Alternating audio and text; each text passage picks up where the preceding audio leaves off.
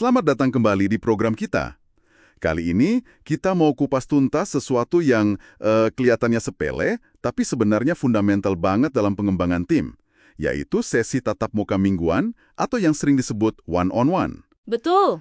Sumber kita kali ini, khususnya bab 10 dari buku Empowered, itu menekankan kalau ini bukan sekedar rapat laporan status biasa gitu ya. Jauh banget. Ini justru disebut sebagai jantungnya coaching atau pembinaan. Jantungnya coaching ya. Kenapa bisa sepenting itu, terutama kalau kita bicara konteks tim produk yang diberdayakan, seperti yang disebut sumber. Tim yang bisa gerak sendiri gitu. Iya, karena ini alat utama manajer buat benar-benar mengembangkan potensi orang-orangnya. Jauh lebih efektif loh dibanding tinjauan kinerja tahunan yang kadang ya gitu deh telat dan formalitas. Iya juga ya. Sesi 1.1 ini dialog yang jalan terus. Jujur, idealnya kalau ini jalan bagus, ya nggak bakal ada kejutan pas performance review. Semua obrolan penting, apresiasi, atau area yang perlu ditingkatkan, itu udah dibahas mendalam, berbulan-bulan sebelumnya. Di sini tempatnya. Oke, menarik. Yuk kita bedah deh elemen-elemen kunci dari sesi 1.1 yang efektif ini, menurut sumber Anda di bab 10. Yang pertama, berbagi konteks strategis. Ini kedengarannya agak jargon korporat ya. Maksudnya gimana sih biar lebih konkret dan kenapa ini jadi fondasi? Nah iya, sumber ini bilang ini titik awalnya. Karena tanpa konteks, ya nggak mungkin ada pemberdayaan. Anggota tim itu perlu paham kenapanya. Kenapa kita ngerjain ini, gimana hubungannya sama misi perusahaan, tujuan tahunan, visi produk, strategi tim kita sendiri, semuanya nyambung.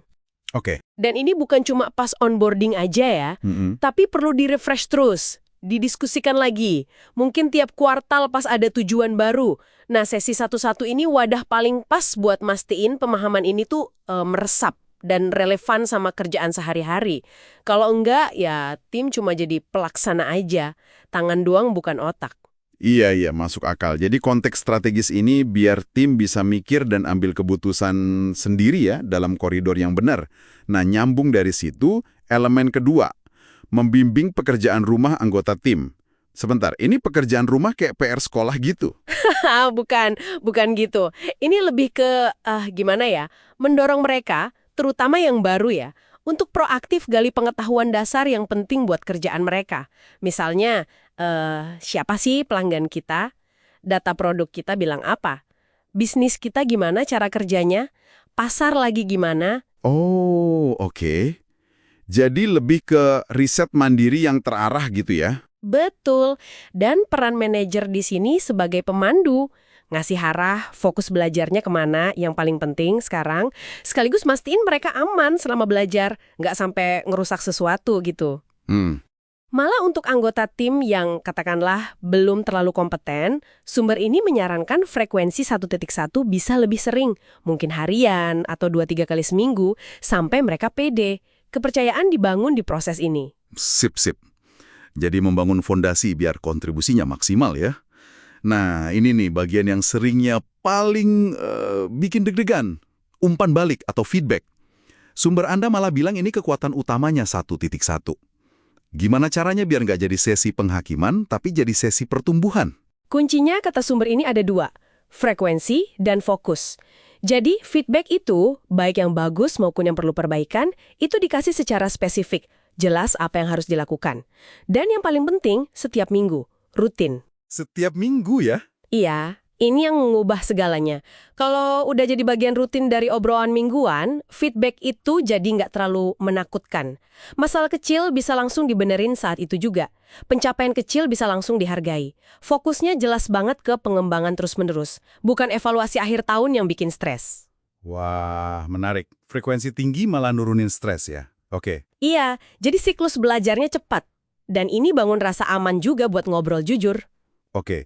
Nah, selain soal kerjaan teknis dan feedback, ada elemen terakhir nih, pengembangan karir dan kesejahteraan. Gimana satu-satu jadi ruang buat ini? Nah, ini nunjukin kalau peran manajer itu lebih dari sekedar ngatur tugas. Sesi 1.1 itu waktunya buat ngobrol lebih dalam tentang cita-cita karir anggota tim. Mereka pengennya apa sih?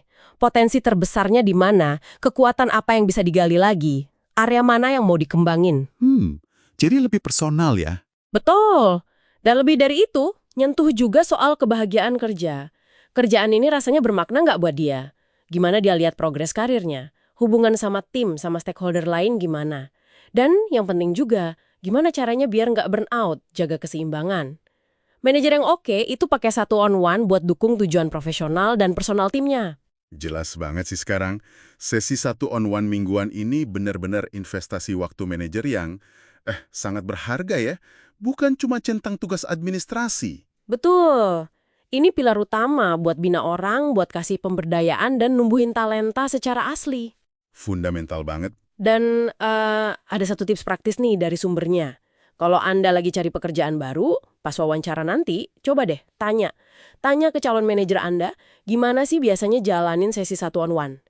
Cara dia ngelihat pembinaan mendalam kayak gini bisa jadi indikator bagus soal kepemimpinan dan budaya tim di sana. Tips bagus itu. Oke, sebagai penutup, mungkin ada pertanyaan buat Anda bawa pulang, buat direnungkan. Nggak peduli Anda manajer atau anggota tim, langkah nyata apa sih yang bisa Anda ambil minggu ini buat mastiin sesi satu-satu Anda berikutnya jadi pemicu pertumbuhan? Bukan cuma, ya sekedar laporan progres biasa.